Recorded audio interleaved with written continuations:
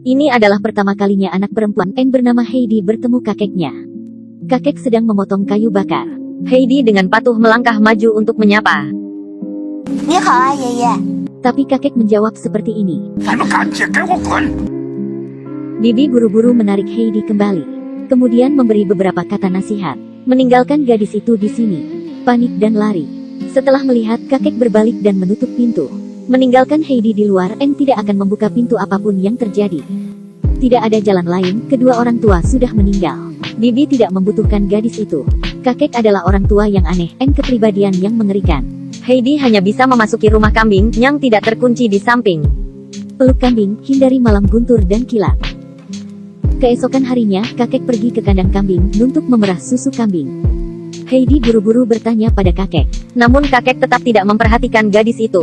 Tapi setelah memerah susu kambing, kakek mengambil ember, berbalik dan menyerahkannya kepada Heidi. Gadis kecil itu sangat senang. Minum teguk besar. Tapi kakek itu kemudian berkata, setelah minum, saya akan membawanya pergi. Heidi awalnya berpikir bahwa kakek akan menerimanya. Gadis kecil menyeka mulutnya, menundukkan kepalanya kecewa. Pendeta memeriksa Heidi, dan mengatakan anak ini sangat sehat, sangat mudah untuk merawatnya. Tetapi 3 hari kemudian pendeta baru memasuki kota. Lihat apakah bisa dapat menemukan keluarga yang baik. Kalau tidak, dia hanya bisa dikirim ke panti asuhan. 3 hari ini masih harus tinggal bersama kakek. Kakek tidak senang berkata, 3 hari kemudian aku akan membawanya lagi. Dalam perjalanan pulang, kakek berjalan di depan. Heidi ikut belakang. Setelah sampai di rumah, Heidi dengan takut-takut bertanya. 今天晚上我还是睡在羊圈里吗？ Kakek berkata kepada Heidi, di mana kamu suka tidur, tidurlah di sana. Setelah mendengarkan, Heidi dengan gembira berlari ke dalam rumah. Tapi lantai pertama benar-benar terlalu samar. Hanya sebuah meja, kursi, dan tempat tidur kakek. Jadi dia berlari ke lantai 2 lagi. Tempat ini penuh dengan jerami yang lembut. Heidi sangat senang. Gadis bahagia. Segera berguling-guling di atas rumput. Heidi tidak punya siapa-siapa lagi untuk diandalkan. Dia ingin tinggal bersama kakeknya. 爷爷，我不想去孤儿院。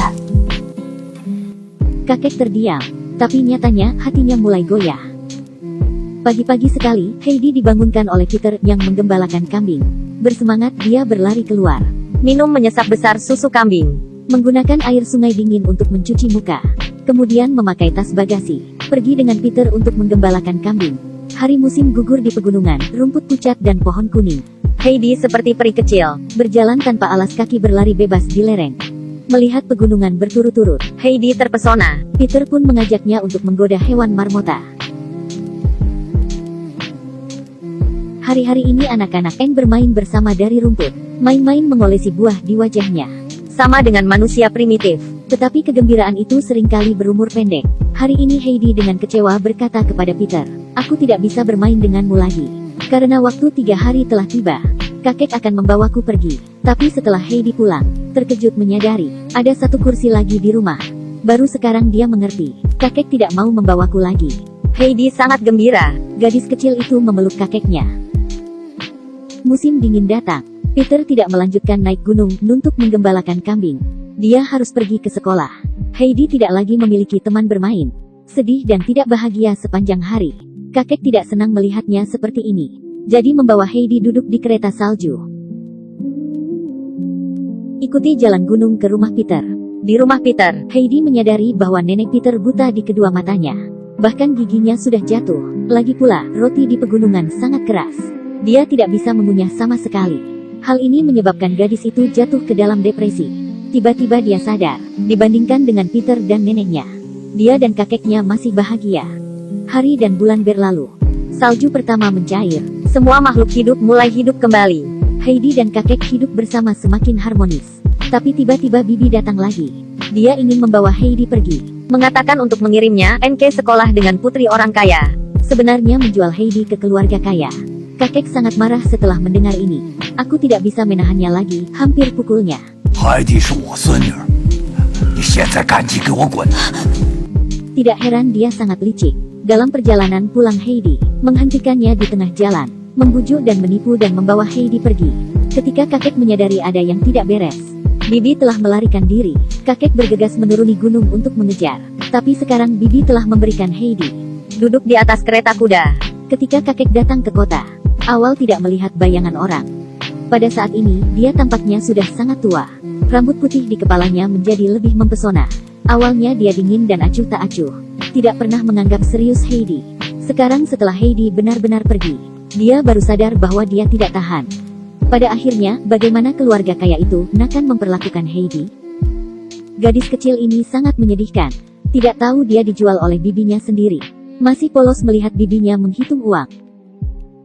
Untungnya, Heidi telah bertemu keluarga yang baik. Gadis Clara sangat menyukai Heidi. Mereka dengan cepat menjadi teman.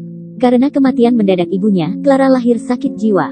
Membuatnya tidak bisa berjalan. Dan misi Heidi sederhana, buat Clara bahagia. Tapi di hari pertama kerja, dikacau semua. 这房子很大。 Clara sangat jujur, agar Heidi tidak dimarahi. Dia mengambil inisiatif untuk menanggung ketidakadilan ini. Melihat bahwa wanita itu bermaksud untuk melindungi Heidi. Pengurus rumah tangga baru membiarkannya begitu saja. Pengurus rumah ini sangat konservatif. Makan saja juga butuh aturan. 我可以要2个吗？ Sebastian，请给我拿2个面包，麻烦您了。请给我拿2个面包，麻烦你。 2个面包，麻烦您了。 2个面包，麻烦你。是麻烦您了。 麻烦您了，谢谢。 Pengurus rumah tangga sangat tidak senang dengan Heidi. Memutuskan untuk menunggu pemiliknya kembali. Akan segera membawanya pergi. Saatnya istirahat makan siang. Heidi meminta pelayan untuk membantunya membuka jendela. Karena dia ingin melihat pegunungan tempat kakeknya tinggal. Tapi dia cepat kecewa. Karena di sekelilingnya ada gedung-gedung tinggi. Tidak bisa melihat gunung sama sekali. Pelayan itu berkata kepada Heidi, ingin melihat gunung, harus memanjat di atas gereja di sana. Jadi keesokan harinya, Heidi menyelinap membuka pintu utama. Membawa Clara menyelinap keluar. Dua gadis terikat bersama. Sifat bawaan akhirnya dilepaskan. Segera mereka sampai di gereja. Heidi ingin memanjat untuk melihat, tapi tidak yakin untuk meninggalkan Clara sendirian. Itu pada saat dia bersulit. Clara berkata, 不用管我了，你快进去吧。 Heidi sangat bersemangat untuk naik ke puncak menara. Tapi tidak peduli bagaimana dia melihat. Tidak dapat menemukan pegunungan yang membuatnya merindukan siang dan malam itu. Pelayan di sisi lain tidak sabar mencari mereka. Mereka tidak hanya pulang pada akhirnya, juga membawa pulang beberapa kucing kecil yang lucu. Tapi ini benar-benar menyinggung pengurus rumah tangga. Karena dia alergi kucing, penampilan kucing, menyebabkan dia kehilangan muka di depan semua orang. Dia marah tetapi tidak berani menyalahkan wanita itu. Hanya bisa menyalahkan Heidi. Menghukum gadis kecil itu tidak makan hari ini. Dan harus menghadap dinding untuk berpikir. Keesokan harinya, Heidi mengenakan kembali pakaiannya. Gadis bebas sudah terbiasa, tidak suka diatur oleh orang lain. Dia berbalik untuk kembali mencari kakeknya. Tapi dia dihentikan oleh pengurus rumah tangga, mengancam gadis itu untuk tidak pergi. 你知道你究竟有多幸运吗？我都希望自己能够在这里长大。 Melihat Clara kesakitan lagi, Heidi hanya bisa menekan pikiran untuk kembali ke rumah. Tinggal sementara. Namun terkadang semakin ditekan, semakin besar kemungkinan itu terjadi. Setelah itu, Heidi bahkan mulai berjalan sambil tidur. Setiap malam tanpa sadar akan datang ke pintu depan, melihat ke rumah kakek. Ini ditemukan oleh dokter, karena tidak mungkin membangunkan orang yang berjalan dalam tidur. Dia mengikuti Heidi ke kamarnya. Dokter bertanya pada Heidi apakah dia rindu rumah. Heidi tidak menjawab, hanya membenamkan kepalanya di bantal dan mulai menangis. Dokter memberitahu pemiliknya, Heidi seperti ini benar-benar rindu kampung halaman. Jika tidak dikirim tepat waktu, masalah akan menjadi lebih dan lebih serius. Tapi jika Heidi pergi, ini untuk Clara, sangat sulit baru dapat teman. Ini adalah hal yang sangat sulit untuk diterima. 他走了，我怎么办呢？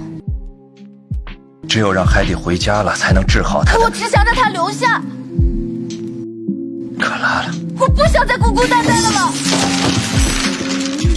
你这是干什么？你现在马上给我冷静下来！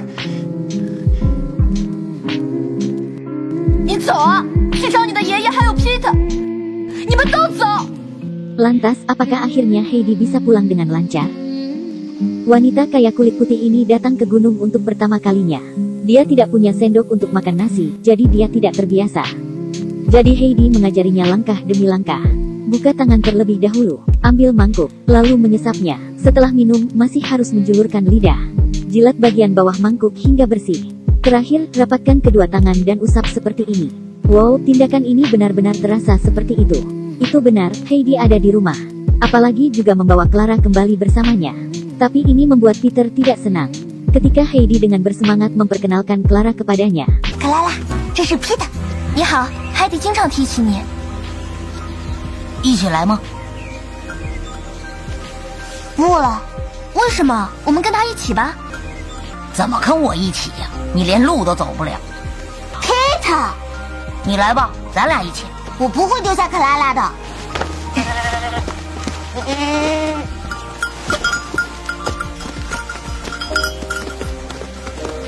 走，快走 ，Peter。 Ya, dia cemburu. Jelaskan kenapa bagaimana tidak ada orang yang main bersama. Ceritanya sebagus ini, tapi kamu merusak semuanya.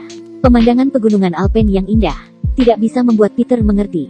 Seberapa beruntungkah kamu? Heidi menghabiskan sepanjang hari dengan Clara tertawa dan berbicara. Peter hanya bisa sendirian di pegunungan, menggembalakan kambing. Di malam hari, dua gadis kecil berdoa di bawah meteor. Keesokan harinya, ketika Peter melewati rumah Heidi, Mendengar mereka bercanda, kecemburuan Peter bangkit lagi. Dia melihat kursi roda Clara. Sementara dia tidak tahan, mendorongnya ke bawah tebing. Setelah kursi roda patah hancur, Peter tiba-tiba menyadari kesalahannya. Dia dengan cepat melarikan diri. Tidak ada kursi roda, Clara tidak akan kemana-mana. Hanya bisa membiarkan kakek membawa Clara ke atas gunung. Kakek tahu pada pandangan pertama bahwa Peter yang menyebabkannya. Dia hampir pergi untuk mengajar anak nakal ini. Clara duduk sendirian di atas batu, melihat ke kejauhan. Pemandangan indah di sekitarnya memikatnya, menghapus semua kenangan masa lalu, mengungkapkan senyum manis. Pada saat ini seekor kupu-kupu dengan lembut bertengger di kaki Clara. Dia secara naluriah membungkuk untuk menyentuhnya. Kupu-kupu mengepakkan sayapnya dan terbang menjauh. Clara ingin menyimpannya, tanpa sadar melompat ke depan. Dan sekarang keajaiban terjadi. Dia berdiri lagi, melihat adegan ini. Heidi berlari dengan penuh semangat. Peter bersembunyi di belakang juga bergegas maju. Dengan Heidi untuk menangkap Clara, Setelah menyadari Clara baik-baik saja, mencoba membiarkannya berjalan. satu langkah, dua langkah, kaki Clara benar-benar sembuh. Tak lama kemudian, ayah dari Clara yang merindukan putrinya juga datang ke tempat ini. Sekarang Clara tidak membutuhkan bantuan, sudah bisa berjalan sendiri. 爸爸，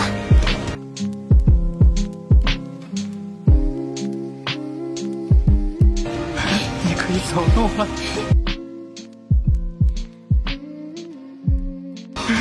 原谅爸爸。